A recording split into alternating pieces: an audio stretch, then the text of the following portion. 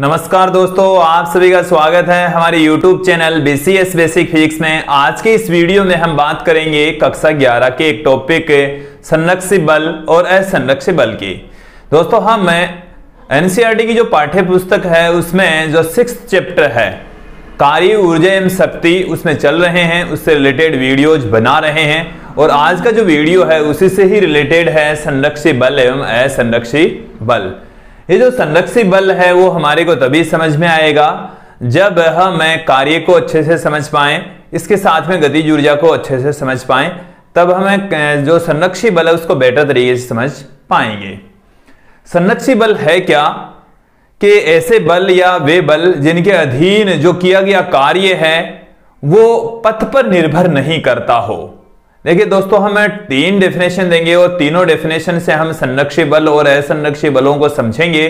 जो पहली डेफिनेशन है संरक्षित बल की वो सुन लीजिए, समझ लीजिए कि ऐसे बल जिनके अधीन किया गया कार्य पथ पर निर्भर नहीं करता हो संरक्षित बल कहलाता है। देखिए दोस्तों, डेफिनेशन क्या है। सर्वप्रथम हम बात करते हैं संरक्षित बल की। तो संरक्षित बल की हम बात करेंगे, परिभाषा देंगे। जो पहली परिभाषा इसकी समझेंगे, देखेंगे क्या है कि वे बल जिनके अधीन किया गया कार्य पथ पर निर्भर नहीं करता हो संरक्षित बल कहलाते हैं। कि वे बल जिनके अधीन किया गया कार्य पथ पर निर्भर नहीं करता हो, पथ पर निर्भर नहीं करता हो संरक्षित बल कहलाते हैं। कि संरक्षित बल के अधीन यदि कोई कार्य होता है तो पथ पर डिपेंड नहीं करेगा, कार्य की जो वैल्यू है वो पथ पर डिपेंड नहीं करती, पथ पर निर्भर नहीं करती। जैसे हम ये कंसीडर कर लें कि हाँ, मैं किसी वस्तु को बिंदु A से B तक लेकर जा रहे हैं। ले जाने के जो तरीके हैं वो दोस्तों समझ लीजिए कि पहला जो पथ है वो है ये वाला, दूसरा पथ है ये वाला और तीसरा पथ है ये वाला।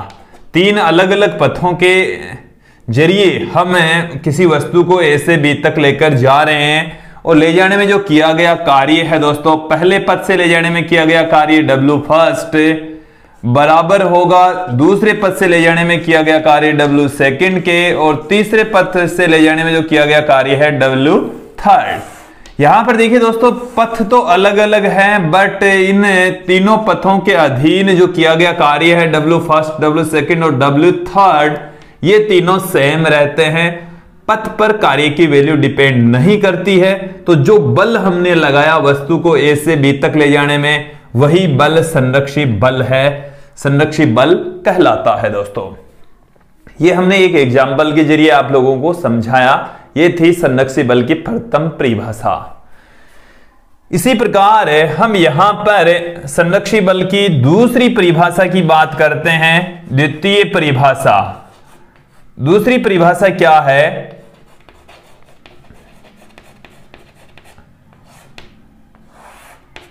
कि वे बल जिनके अधीन एक पूर्ण चक्कर में किया गया कार्य शून्य हो तो उन बलों को हम संरक्षित बल कहते हैं। कि वे बल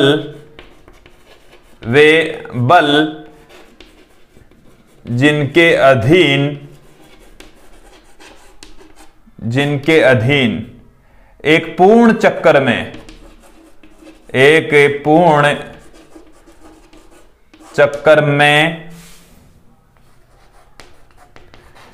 किया गया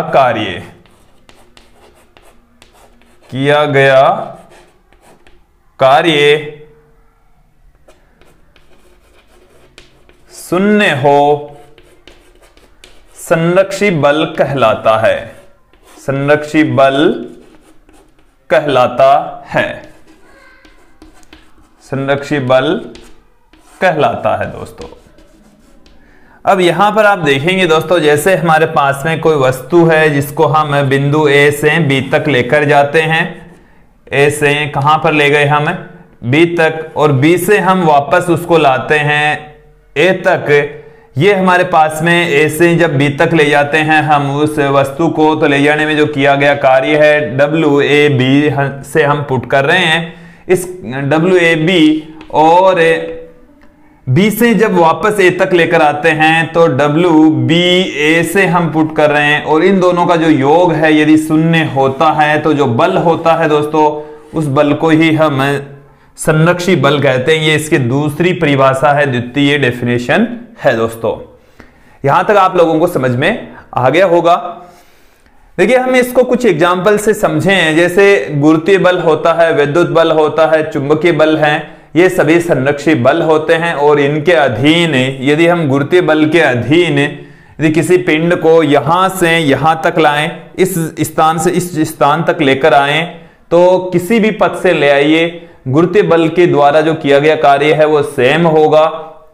और यदि हम पिंड को यहां से यहां तक ले आए, पहले यहां तक फिर वापस यहां से यहां तक लाएं, तो जो पूरा एक चक्कर हो जाए, तो एक चक्कर में जो किया गया कार्य है वो दोस्तों शून्य होगा। क्योंकि यहां से यदि हम इसको छोड़ देंगे तो ये गुरुत्वाकर्षण बल काम करेगा, और यहां से यदि हम पिंड को वापस यहां तक लाएंगे तो हमारे द्वारा काम किया जाएगा, गुरुत्वाकर्षण बल के विरुद्ध काम किया जाएगा। तो एक बार कार्य धनात्मक हो जाएगा, वापस यदि यहां तक ला रहे हैं तो वो ऋणात्मक होगा और कुल कार्य शून्य हो जाएगा।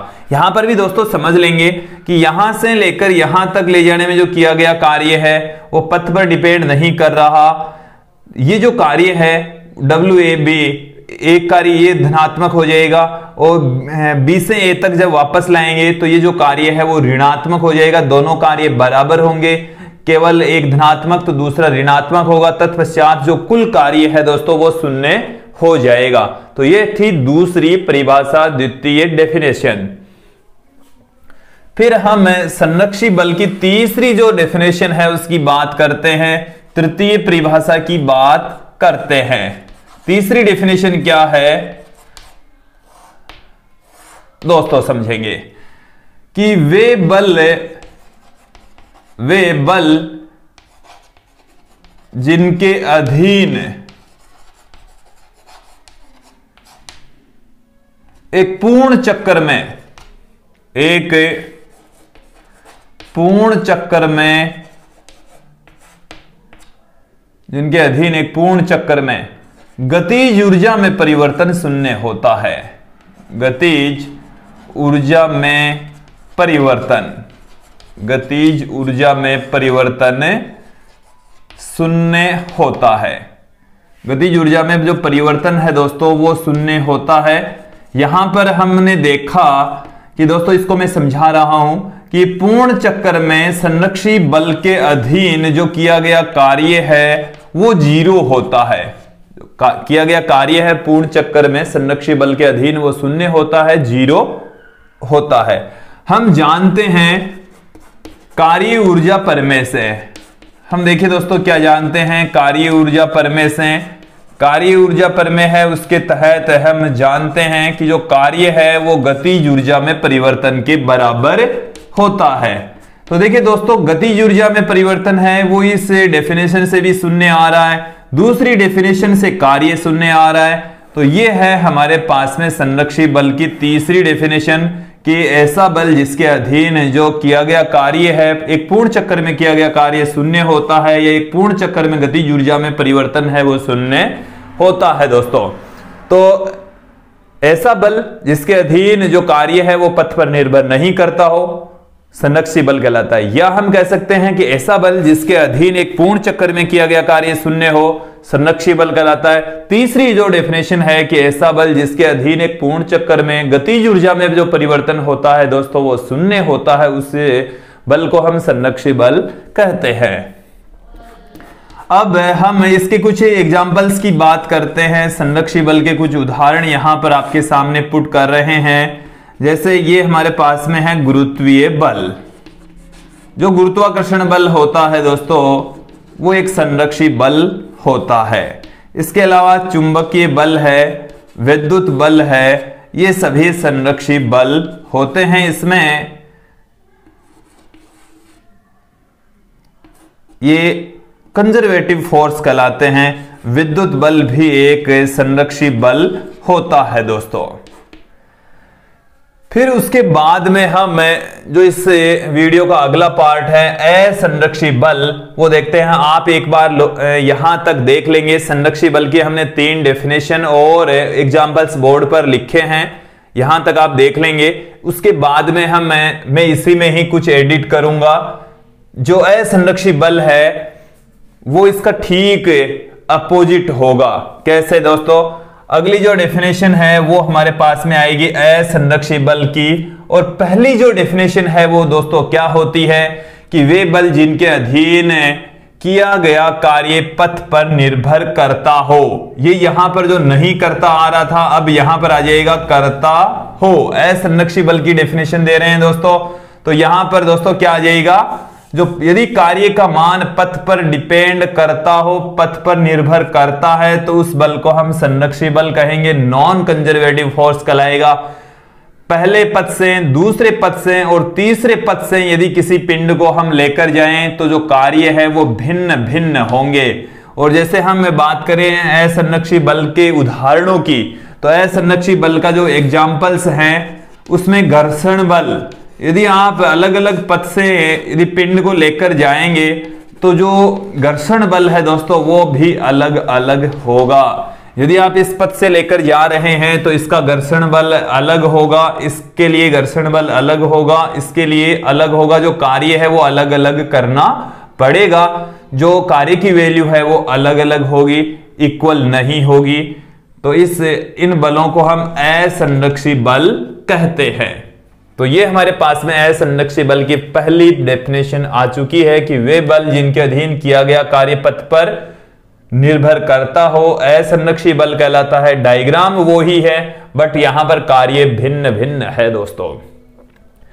दूसरी डेफिनेशन क्या है कि वे बल जिनके अधीन एक पूर्ण चक्कर में किया गया कार्य शून्य नहीं हो, शून्य नहीं हो या अशून्य हो। यदि शून्य कार्य नहीं होता है तो उन बलों को हम असंरक्षी बल कहेंगे। क्या कहा जाएगा दोस्तों? असंरक्षी बल कहलाते हैं। अब देखिए दोस्तों, इसको सुन लेंगे, समझ लेंगे कि यहां से हम यहां तक लेकर जाए, यहां तक वापस लेकर जाए तो जो किया गया कुल कार्य WAB प्लस WBA, मतलब A से B तक ले जाने में किया गया कार्य, B से A तक लाने में किया गया कार्य, और इसकी जो वैल्यू है यदि शून्य प्राप्त नहीं होती है तो वो जो बल है उनको हम असंरक्षी बल कहेंगे। जैसे घर्षण बल की बात करें तो यहां से यहां तक ले जाने में भी घर्षण बल काम करता है, यहां से यहां तक लाने में भी घर्षण बल काम करता है। तो जाते टाइम पर भी घर्षण बल लग रहा था, आते टाइम पर भी लग रहा है, और जो किया गया कुल कार्य है वो दोस्तों शून्य नहीं हो पाता। तत्पश्चात जो बल काम करता है इस स्थितियों में, इन स्थितियों में, उन बलों को हम असंरक्षी बल कहते हैं। तो तीसरी डेफिनेशन है, अंतिम डेफिनेशन है असंरक्षी बल की, वो देखेंगे कि वे बल जिनके अधीन एक पूर्ण चक्कर में गतिज ऊर्जा में परिवर्तन शून्य नहीं हो, गतिज ऊर्जा में परिवर्तन शून्य नहीं हो, असंरक्षी बल कहलाते हैं। क्या कहलाएंगे दोस्तों? असंरक्षी बल कहलाते हैं। तो ये हमारे पास में आ गई है असंरक्षी बल की तीसरी और अंतिम डेफिनेशन, असंरक्षी बल कहलाते हैं दोस्तों। कार्य ऊर्जा प्रमेय से हम W बराबर जानते हैं डेल्टा K, तो W बराबर नहीं होता 0 के, तो डेल्टा K भी 0 के बराबर नहीं होगा। गतिज ऊर्जा में परिवर्तन है वो भी यहां पर एक पूर्ण चक्कर के अंदर 0 नहीं होता है। तो ऐसे बलों को हम असंरक्षी बल कहते हैं दोस्तों। तो यहां पर असंरक्षी बलों के एग्जाम्पल, असंरक्षी बलों के उदाहरण, तो जो संरक्षी बल नहीं होते वो असंरक्षी बल होते ही हैं। जैसे घर्षण बल है, श्यान बल है, वायु का प्रतिरोध है, या हम कह सकते हैं जितने भी प्रतिरोधी बल होते हैं दोस्तों वो सारे के सारे असंरक्षी बल होते हैं। तो ये थी असंरक्षी बल की परिभाषाएं। 3 डेफिनेशन हमने आप लोगों के सामने रखी है। इस वीडियो में हमने संरक्षी बल तथा असंरक्षी बल की डेफिनेशंस दी है, और मुझे उम्मीद है आप लोगों को ये जो परिभाषाएं हैं वो आप लोगों को अच्छे से समझ में आई होगी। आज के इस वीडियो में इतना ही। धन्यवाद दोस्तों।